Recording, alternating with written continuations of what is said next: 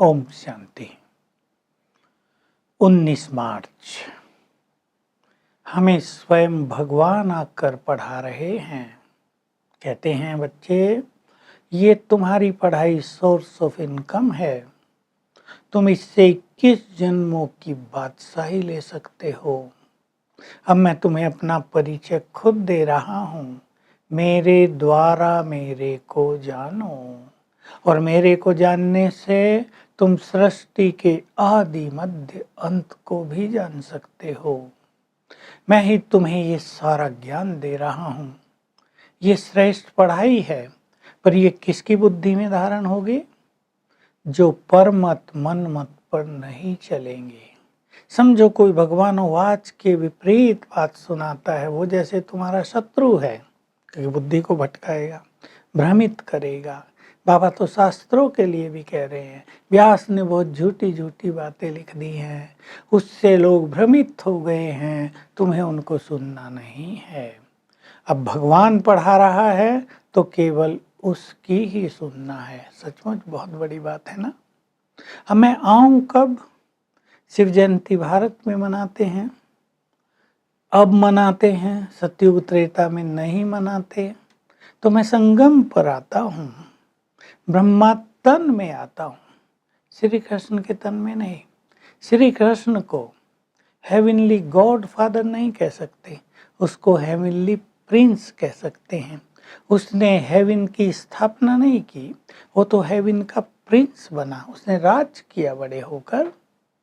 लेकिन मैं heavenly God father हूँ।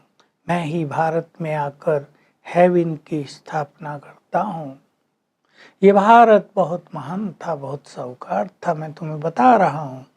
भारतवासी भूल गए हैं, तुम सब देवी देवता थे, विश्व पर राज करते थे। अब तुम नीचे उतरते उतरते यहाँ आ गए हो। मैं फिर से तुम्हें राजाई देने आ गया हूँ।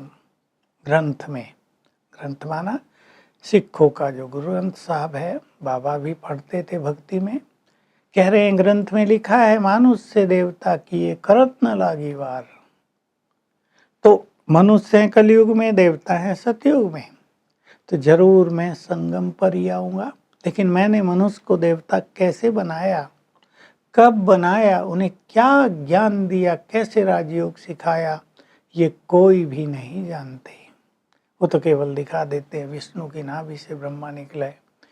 तुम सभी ब्राह्मण भी हो इस समय। मैंने तुम्हें ज्ञान देकर शूद्र से ब्राह्मण बनाया है, और तुम ही सूर्यवंशी चंद्रवंशी बनते हो। मैं आदि सनातन देवी देवता धर्म की स्थापना कर रहा हूँ। फिर ये 3 ट्यूब्स निकलती हैं, ट्यूब माना 3 शाखाएं, 3 धर्म उससे बाद में स्थापित होते हैं।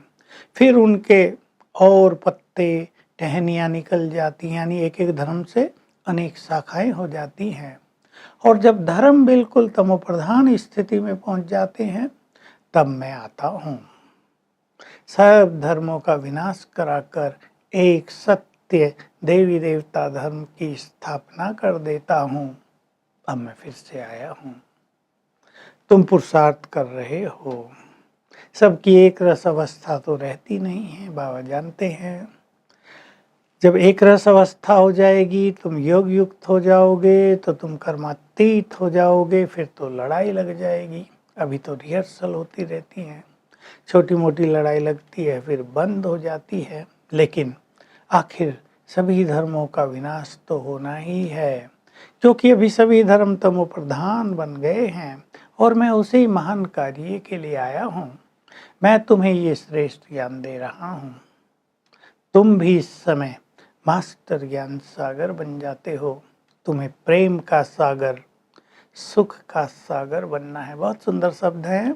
इसलिए तुम्हें किसी को दुख नहीं देना है, जैसे मैं सबको सुख देता हूँ।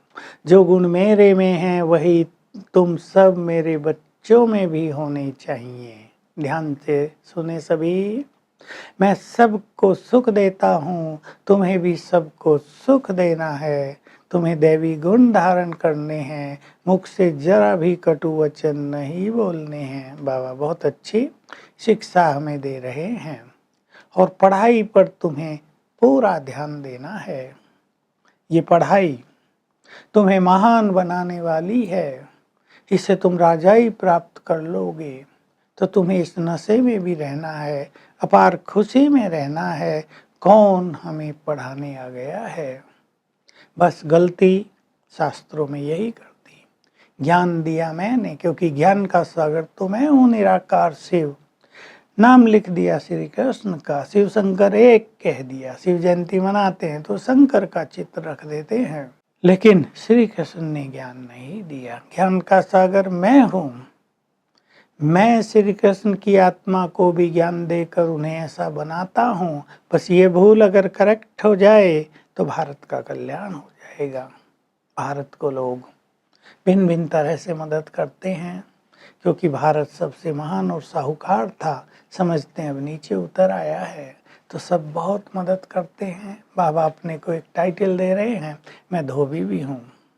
तुम सबके मैले कपड़े साफ करने आया हूँ, माना आत्मा को साफ करने आया हूँ। कोई कपड़े पर बहुत मैल ज़्यादा चढ़ जाता है, उसको ज़्यादा सटके लगाओ। पहले सटके लगाते थे, थपकियों से पीट के धोते थे तो फट जाएगा। तो मैं भी अगर तुम्हें कड़ी शिक्षाएं देने लगूं तो बच्चे भाग जाते हैं, ज्ञान नहीं ले पाते हैं। इसलिए मैं प्यार से समझा समझा के तुम्हारे कपड़े धुल देता हूँ, तुम्हें पावन बना देता हूँ, फिर तुम्हें अपने घर ले जाता हूँ। बस तुम्हें मेरी आज्ञा पर चलते रहना है।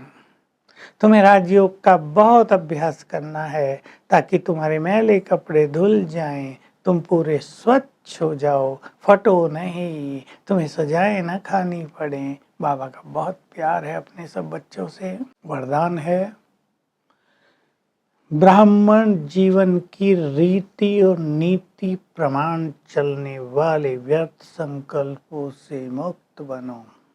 सिंपल है लेकिन गहरी बात है।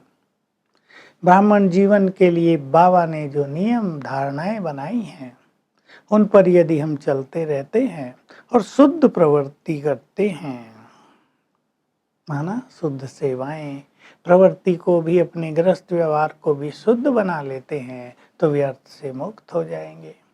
बुद्धि के द्वारा शुद्ध संकल्प करना, वाणी के द्वारा बाबा के द्वारा दिया गया ज्ञान देना, और कर्म के द्वारा कर्म योगी बनकर रहना, ये शुद्ध प्रवृत्ति है, ये रीति नीति है। इससे तुम व्यर्थ से मुक्त हो जाओगे। स्लोगन है, अपने हर नए संकल्प से नई दुनिया की रीति का झलक का साक्षात्कार कराओ। तो आज हम सारा दिन हर घंटे में एक बार बाप दादा का आह्वान करेंगे, उनसे दृष्टि लेंगे, उनका वरदानी हाथ अपने सिर पर अनुभव करेंगे।